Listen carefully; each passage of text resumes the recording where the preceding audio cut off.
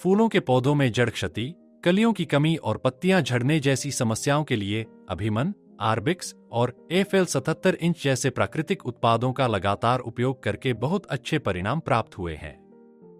खासकर ठंड और ओस वाले मौसम में भी लगातार फूलों की अच्छी पैदावार मिल रही है। जब अन्य किसानों के खेतों में फूल नहीं होते, तब भी प्रतिदिन 2 से 3 किलो तक फूलों की कटाई हो रही है। सही देखभाल, समय समय पर छंटाई तथा उर्वरक और दवाओं का योजनाबद्ध उपयोग करने से रोगग्रस्त पौधे भी दोबारा स्वस्थ होकर अच्छी उपज देने लगे हैं। कुछ समय में फूलों का दाम केवल 50 रुपए से 100 रुपए प्रति किलो तक रहता है, लेकिन ठंड के मौसम में यही कीमत 2000 रुपए से 2500 रुपए प्रति किलो तक पहुंच जाती है। नमस्कार सर, मेरा नाम मुथुकुमार है। मैं मदुरै जिले के उसिलमपट्टी तालुका के नरसिंहपुरम गांव का रहने वाला हूं। मेरे पास कुल 2 एकड़ जमीन है। उसमें लगभग 1.5 एकड़ में मैं जूही जैसे फूलों के पौधे उगा रहा हूं। हमारे क्षेत्र में मोगरा, जूही और चमेली जैसे फूल बहुत प्रसिद्ध हैं। उसके बाद नारियल जैसी फसलें अधिक दिखाई देती हैं। खेती के साथ साथ मैं भवन निर्माण का काम भी करता हूं। मैं राजमिस्त्री और भवन ठेकेदारी का काम देखने के साथ साथ फूलों की खेती भी जारी रखे हुए हूं। मेरे पास कुछ फूलों के पौधे 15 वर्ष पुराने हैं, कुछ पौधे 5 वर्ष पुराने हैं और इस वर्ष लगाए गए 3 वर्ष पुराने जूही के पौधे भी हैं। फूलों की खेती में 6 महीने के ओस वाले मौसम में अच्छी कीमत मिलती है। उस समय 1 किलो फूल 2000 रुपए से 2500 रुपए तक बिकता है। न्यूनतम 1000 रुपए तक भी मिल जाता है। उस सीजन में प्रति माह 70,000 रुपए से 80,000 रुपए तक आय प्राप्त होती है। खर्च अधिक होने के बावजूद सही देखभाल से अच्छी वृद्धि और आय मिलती है। हम लोग अधिकतर खरपतवार खाद, नीम खली और अन्य जैविक खादों का उपयोग करते हैं। साल में एक बार गोबर खाद और जैविक खाद डालकर देखभाल करते हैं। इसके बाद आवश्यकता अनुसार रासायनिक उर्वरकों के साथ प्राकृतिक दवाओं का भी उपयोग करते हैं। दोनों को सही मात्रा में मिलाकर उपयोग करने पर ही अच्छे परिणाम मिलते हैं। पौधों की नियमित छंटाई और देखभाल करने से वे स्वस्थ रहते हैं और लगातार फूल देते हैं। अभिमन के बारे में मुझे सबसे पहले मेरे एक मित्र से पता चला। उनके कहने पर हमने एपीकेएस ऑर्गेनिक्स से संपर्क करके दवा खरीदी और उपयोग करना शुरू किया।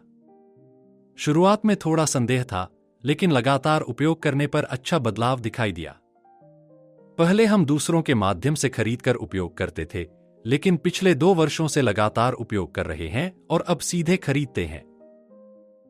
हम अभिमन को पानी में मिलाकर प्रत्येक पौधे को लगभग 1 लीटर देते हैं। इसे 200 लीटर पानी के टैंक में मिलाकर पौधों में डालते हैं। इसका उपयोग करने के बाद जड़ों की वृद्धि बहुत अच्छी हुई।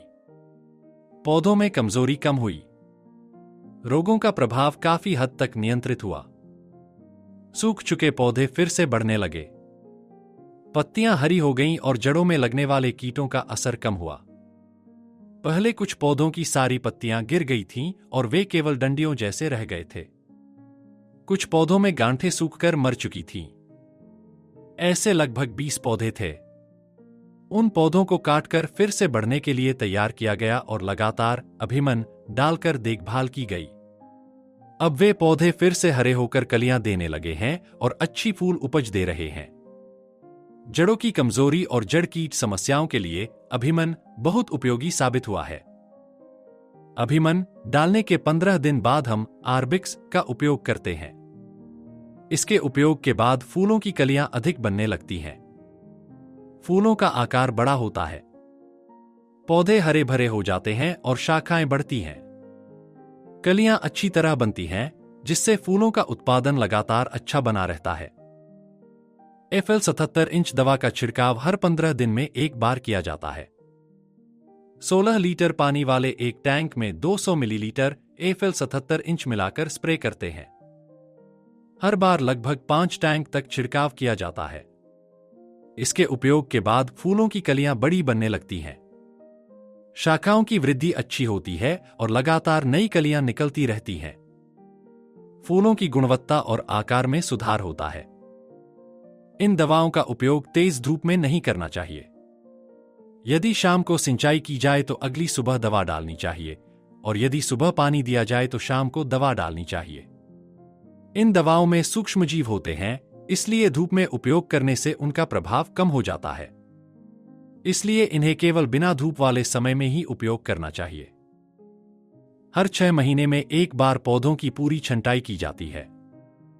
छंटाई के बाद पौधे छोटे हो जाते हैं, लेकिन सीजन शुरू होने पर फिर से नई शाखाएं और कलियां निकलने लगती हैं। छंटाई करते समय सूखी शाखाओं को हटाना जरूरी होता है और केवल ऊपरी हिस्सों को सही तरीके से काटना चाहिए। तभी नई शाखाएं और कलियां विकसित होती हैं। यदि यह सही तरीके से न किया जाए तो फूल उत्पादन में देरी हो सकती है। ठंड और ओस वाले मौसम में हम सुबह 4 बजे ही फूल तोड़ना शुरू कर देते हैं। यदि फूल ज्यादा हों तो रात 2 बजे से ही काम शुरू कर देते हैं।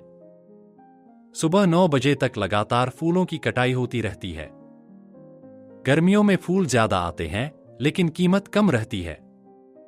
कुछ समय में 1 किलो फूल केवल 50 रुपए से 100 रुपए तक बिकता है। लेकिन ठंड के मौसम में यही कीमत 2000 रुपए से 2500 रुपए तक पहुंच जाती है और न्यूनतम 1000 रुपए तक मिल जाती है। इसलिए उस मौसम में लगातार सही देखभाल करना बहुत जरूरी होता है। जड़ों की वृद्धि में बहुत सुधार हुआ। जड़ कीटों का प्रभाव कम हुआ।